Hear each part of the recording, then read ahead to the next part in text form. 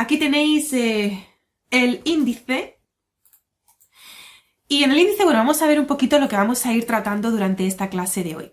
En primer lugar, vamos a hablar de los jeroglíficos en la antigüedad clásica. ¿Qué era para los griegos y para los romanos los jeroglíficos egipcios? Vamos a tratar también preguntas como ¿cuándo dejó de utilizarse la escritura jeroglífica? ¿Y cuál era la opinión que tenía la gente de la escritura jeroglífica en la antigüedad tardía? Vamos a hablar también, vamos a avanzar en el tiempo y hablar de los jeroglíficos en el Renacimiento. Sí, porque en el Renacimiento también se hablaba de los jeroglíficos egipcios. Luego vamos a hablar de los jeroglíficos durante la Ilustración. Vamos a hablar del descubrimiento de la piedra Rosetta, por supuesto, no podía faltar en una clase como esta. Y también vamos a hablar de la carrera competitiva del siglo XIX, como a mí me gusta llamarle. Una serie de eruditos encaminados a poder traducir los jeroglíficos egipcios y peleando entre sí, más o menos entre tú y yo, para ver quién podía descifrarlos primero. Vamos a hablar así de dos de los personajes más importantes, entre otros, Thomas Young y Champollion. Los jeroglíficos en la antigüedad clásica. Bueno, durante la antigüedad clásica, o digamos ya en la antigüedad tardía, a partir de la época tolemaica, es decir, del Egipto griego, se da una decadencia de los jeroglíficos egipcios que cada vez se utilizan en menor medida. Además, durante este tiempo es el griego la lengua que se convierte en la lengua administrativa de Egipto y la lengua, digamos, de la cultura en Egipto, ¿no? La lengua culta. Los griegos además tenían una idea muy particular de Egipto. Tenían Egipto como el origen mítico de la sabiduría, como un lugar donde se daba un conocimiento ancestral místico y además consideraban que la escritura se originó en Egipto. Los romanos también estaban bastante fascinados con Egipto y sus monumentos y de hecho llevaron obeliscos egipcios a Roma sin ni siquiera poder traducir jeroglíficos ni poder leerlos. Aquí he puesto la pregunta, ¿podían leer jeroglíficos? No. Si bien muchos de estos eruditos de la antigüedad clásica hablaban de los jeroglíficos o hablaban de esta escritura egipcia tan bonita, ninguno o casi ninguno era capaz de leerlo. Pero el hecho de que a partir de la época tolemaica se entrara en decadencia en cuanto a la utilización de jeroglíficos, sin embargo, todavía en el siglo IV después de Cristo se seguían utilizando inscripciones jeroglíficas. El hecho de que los eruditos no pudieran leerlo no significa que no se siguieran utilizando en algunos ámbitos en Egipto. Para hablar de los historiadores que trataron los jeroglíficos egipcios en la antigüedad, tenemos que hablar sí o sí de Diodoro Sículo, del que ya hablamos anteriormente en la clase sobre los escribas en Egipto. Diodoro Sículo, como sabéis ya, vivió durante el siglo I antes de Cristo, y él habló de los jeroglíficos como signos simbólicos con lecturas metafóricas, es decir, que no tenía ni idea de que los jeroglíficos efectivamente pues tenían valores fonéticos y él le daba un significado como místico, ¿no? Una lectura simbólica y mística que era la idea que se tenía en general en este momento de esta escritura. Después de Diodoro Sículo encontramos a Horapollo o Horapollo, que vivió durante el siglo IV después de Cristo y que continuó con esta idea de los jeroglíficos como algo simbólico, místico, que se leía de una manera puramente metafórica y que no tenía ningún tipo de valor fonético como lo puede tener un alfabeto, ¿no? Él escribió una obra jeroglífica que se redescubrió en el 1419 por una copia manuscrita. De hecho, fue tan popular este descubrimiento que se publicó en el año 1505 y tuvo una gran influencia sobre muchísimos eruditos de la época. Todo el mundo leía a Horapollo y todo el mundo se tomaba lo que decía Horapollo como algo cierto. Y esto causó muchísima confusión en el mundo del Renacimiento, en el siglo XVI, en cuanto a lo que los jeroglíficos egipcios significaban y en cuanto a lo que eran como sistema de escritura.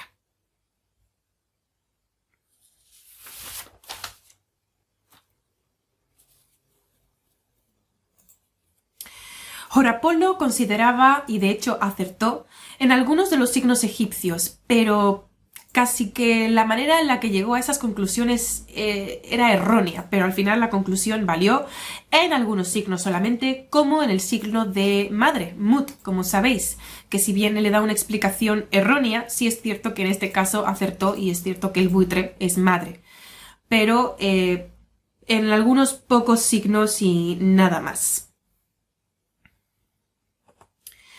Pasamos entonces a la idea del renacimiento de los jeroglíficos egipcios. Es decir, que a partir de lo que los clásicos dijeron, a partir de Diodoro Sículo y de Horapollo, los renacentistas efectivamente tenían la idea de que los jeroglíficos eran un tipo de sabiduría simbólica y mística y que se debía leer de una manera, pues, metafórica, ¿no? En el Renacimiento, con esto de la fiebre que despertó la publicación del libro de Horapollo, encontramos a Pierius Valeriano.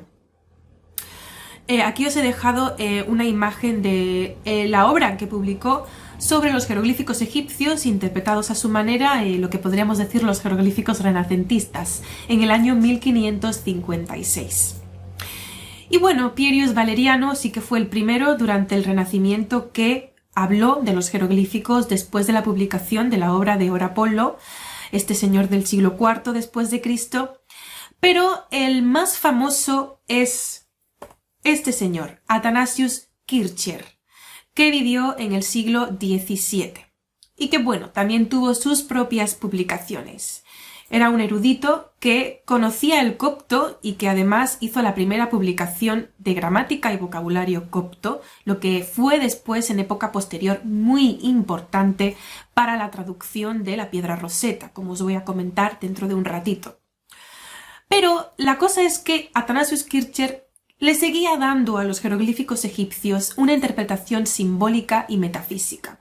Y cuando hablamos de esto, tenemos que añadir una cosa más, y es que en esta interpretación simbólica y metafísica se sobreentiende que hay una especie de conocimiento místico, antiguo y olvidado. Un ejemplo es la lectura que hace del cartucho de Wahibre, que si bien ese cartucho se lee como Wahibre, Athanasius Kircher le da un valor totalmente diferente, y os lo voy a enseñar en un segundo. Os voy a leer la interpretación que le dio Athanasius Kircher al cartucho de Wahibre, utilizando este libro que es muy interesante y os recomiendo muchísimo. Es Lost Languages, The Enigma of the World's Undeciphered Scripts, de Andrew Robinson, de la editorial que tanto siempre comento, que es Thames and Hudson. Es este libro de aquí. En la página 53 es donde te viene justo esta interpretación y os la voy a leer.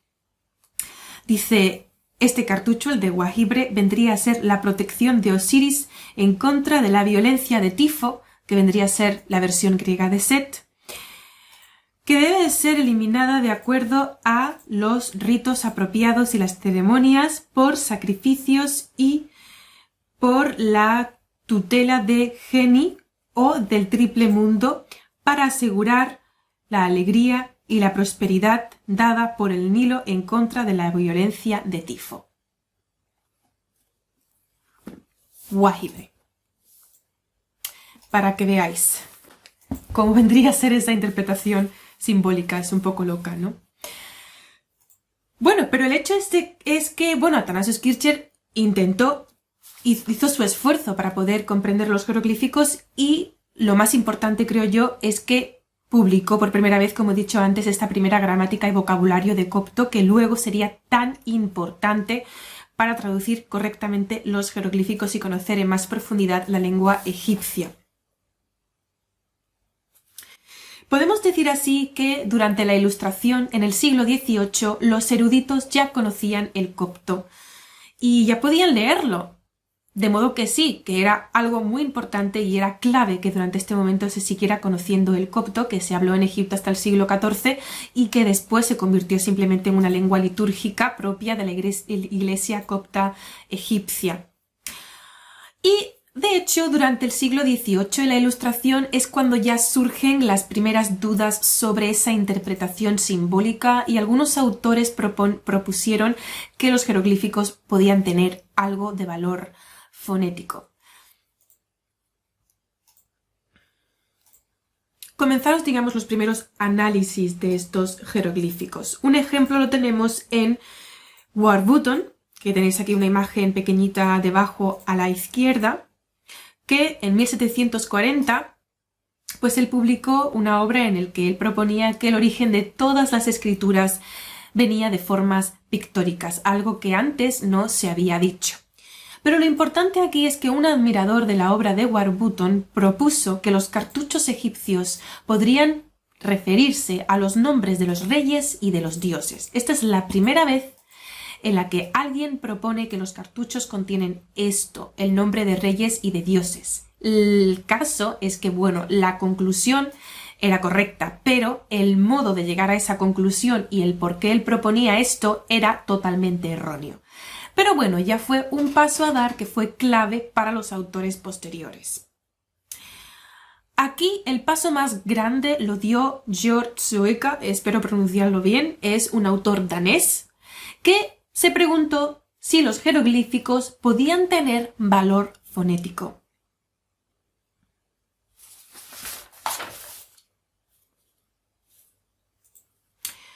Es decir, que él propuso que a lo mejor estos jeroglíficos podrían representar sonidos más que propios conceptos. Y aquí es cuando ya por fin tenemos que meter en toda esta historia la piedra Rosetta. La piedra Rosetta, como sabéis, fue descubierta por las tropas napoleónicas. Napoleón llega a Egipto y pues se anexiona a Egipto como colonia. Lo cierto es que menos mal que Napoleón iba rodeado no solamente de soldados, sino también de eruditos que además hicieron publicaciones de Egipto en la enciclopedia egipcia. Y bueno, pues además llevaba botánicos, geógrafos que hicieron estudios del país del Nilo. Lo cierto es que la piedra Rosetta no era la única piedra, no es exclusiva. Después del hallazgo de la piedra Rosetta, se encontraron otras copias de la piedra por la que se ha podido reconstruir cómo luciría originalmente y se ha podido traducir completa. Pero bueno, en estos momentos solamente tenemos esta copia que, si bien la encontraron los franceses y los franceses hicieron todo lo que pudieron para que los ingleses no se la llevaran, aún así los ingleses la consiguieron y se la llevaron a Gran Bretaña, dejándola en el Museo Británico, donde todavía permanece hoy en día, como bien todos vosotros sabréis. ¿Qué es de especial sobre la piedra Rosetta? Bueno, pues como sabéis, lo especial es que es una piedra bilingüe, o mejor dicho, trilingüe, porque está escrito en 3 escrituras. Está en griego, está en demótico y está en jeroglífico. En este momento se podía leer el griego, efectivamente, pero el demótico y el jeroglífico no se podían leer. Pero bueno, el caso es que este descubrimiento fue revolucionario y pronto se repartieron copias de los contenidos de esta piedra por toda Europa y entonces los eruditos se pusieron manos a la obra para poder traducir y por fin conseguir comprender los jeroglíficos egipcios. ¿Pero qué es esta piedra Rosetta? Bueno, es un decreto que se hizo en el año 196 a.C. durante el tiempo de Ptolomeo V Epifanes, época tolemaica, entre el rey y los sacerdotes. Era la conmemoración del aniversario de la coronación, digamos, de Ptolomeo V al poder, y en él se hace un acuerdo en el que los sacerdotes aceptan y siguen reconociendo el poder de Ptolomeo V a cambio de una serie de privilegios que estos sacerdotes recibieron. Como veis aquí os he vuelto a poner una imagen de la piedra Rosetta con las 3 inscripciones. Como veis, los jeroglíficos están arriba en primer lugar, en medio está la escritura demótica y abajo de todo está el griego. ¿Cuál fue entonces el proceso de desciframiento de la piedra Rosetta? Si bien había diferentes copias a lo largo de toda Europa, sí que había como escuelas. Estaba por un lado los franceses, por otro lado estaban los británicos, aunque también habían otros eruditos de otros países intentando traducir todo esto. Lo que a mí me llama más la atención es que en ese momento, en lugar de ponerse todos juntos a modo cooperativo, peleaban entre sí o digamos competían entre sí para ver quién era el primero en traducirlo y quedar en la historia. Si bien esto también es un reflejo del momento político que vive Europa en este momento, estamos en puro colonialismo Y claro, Francia por un lado tenía sus propios intereses políticos que se contrariaban o se contradecían con los intereses de Gran Bretaña. Por eso también podemos ver un reflejo de esto en la política. Con respecto al proceso de desciframiento, como he dicho antes, el griego ya se conocía de sobra, por lo que primero lo que hicieron fue traducir las inscripciones griegas de esta piedra. Pero luego procedieron al demótico y no al jeroglífico directamente porque la parte jeroglífica del fragmento de estela estaba bastante deteriorado y no se podía ver bien. Y ya pasamos al momento de descifrar. Hay dos eruditos que tenemos que tener en cuenta. Silvestre de Sassy, que tenéis una imagen abajo, y Johan Åkerblom, que no he encontrado ninguna imagen suya. Este último, espero decirlo bien, sueco. Johan Åkerblom, no sé hablar sueco, lo siento. Bueno, pues estos dos coincidieron, cada uno independientemente, en que el demótico era alfabético. Porque claro, en principio no hicieron la conexión de que el demótico pudiera tener algo que ver con los jeroglíficos, porque aparentemente y en un primer vistazo parecen escrituras totalmente diferentes. De modo que bueno, ellos propusieron que el demótico era alfabético. Pero no. Aún así, gracias a su conocimiento del griego, pudieron identificar algunas palabras en demótico, como por ejemplo las palabras Egipto, templo y griego. De Sassy, de hecho, dio un paso más allá y sí que tuvo algo de razón en proponer que los jeroglíficos de los cartuchos eran fonéticos, tenían valor fonético. Aquí tenemos que volver atrás en la historia, vuelvo atrás, y recordar que ya esto había sido propuesto de alguna manera por Georg Zoega, este señor danés que no sé pronunciar tampoco, que había propuesto ya que los jeroglíficos podrían tener, aunque sea alguno de ellos, valores fonéticos. Y esto también lo vuelve a proponer de Sassy, pero bastante después.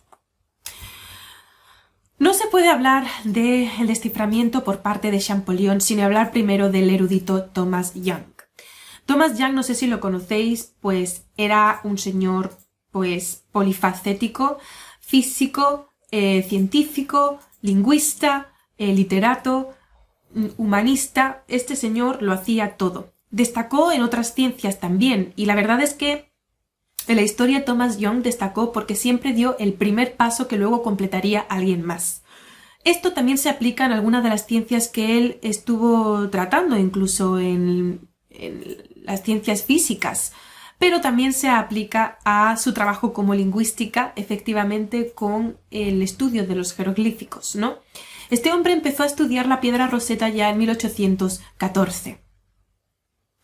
Y tuvo la excelente idea de comparar los signos jeroglíficos con el demótico, algo que a nadie se le había ocurrido, porque como he dicho antes, en un primer vistazo parece que no tienen nada que ver y a nadie se le había ocurrido que tenían una historia en común y que de hecho el demótico, los signos demóticos proceden de los jeroglíficos de alguna manera, con ese punto intermedio del hierático.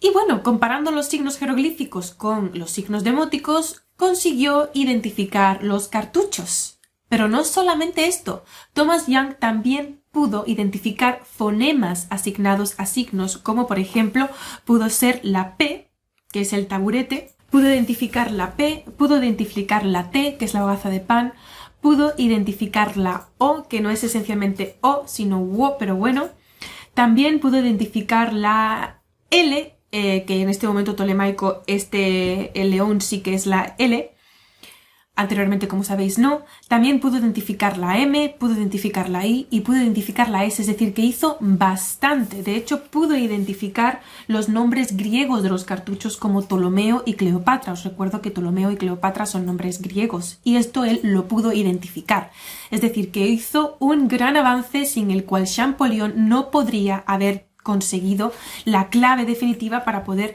descifrar los jeroglíficos egipcios, de modo que podemos decir que Thomas Young no es tan reconocido en la historia como debería serlo, porque realmente era un hombre brillante, ¿no?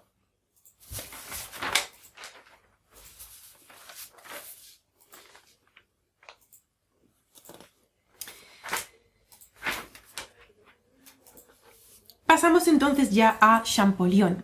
En primer lugar hay que decir que Champollion fue alumno de Sassy, lo que influyó bastante en su sus conocimientos del copto, porque Champollion tenía conocimientos del copto, gracias al cual, como ya sabéis, porque vimos en una de las clases anteriores, pudo también hacer sus desciframientos. El caso es que Champollion, esto no quita que fuera un portento de las lenguas, era realmente brillante en este ámbito. El caso es que mientras que Thomas Young estaba más interesados en las ciencias puras o ciencias numéricas, Champollion estaba más interesado en las humanidades y las ciencias sociales, en el origen del Estado, en la formación de los grupos humanos y por supuesto en la lengua, aunque eso no quita que Thomas Young también fuera lingüista. El caso es que Champollion tuvo que escribir a la Royal Society de Gran Bretaña para pedir una copia de la piedra Rosetta, ya que la copia francesa era ligeramente diferente. Y así es como empezó a tener correspondencia de cartas con Thomas Young, porque Thomas Young formaba parte de la Royal Society. Al principio, Champollion, de hecho, no creía que Thomas Young estuviera en lo correcto y que realmente los jeroglíficos representaran fonemas. El hecho, y ya aquí entramos un poco en el tema de la salsa rosa, pero de la época, pero que es interesante como reflejo también social, de Sacy, que había sido maestro de Champollion, en cierto momento no le tenía como mucha empatía a Champollion y le advirtió a Thomas Young que no lo tuviera en cuenta.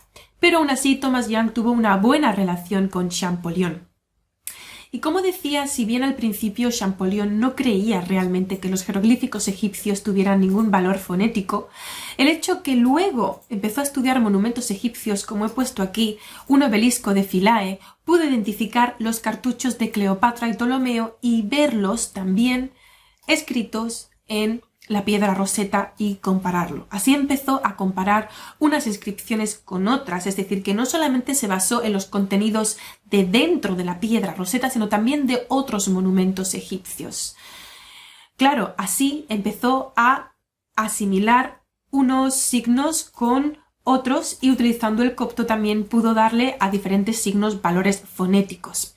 Pudo identificar nombres de otros reyes egipcios en otros monumentos gracias a sus conocimientos ya de los signos identificados anteriormente y del copto, como Ramsés y Tutmosis, del que ya os habló Marcin en la clase de copto. De modo que este fue el paso definitivo para que Champollion se diera cuenta de que la escritura jeroglífica consistía en la combinación de signos fonéticos con logogramas, que no era ni totalmente fonético ni totalmente simbólico, sino que era la combinación de fonemas con logogramas.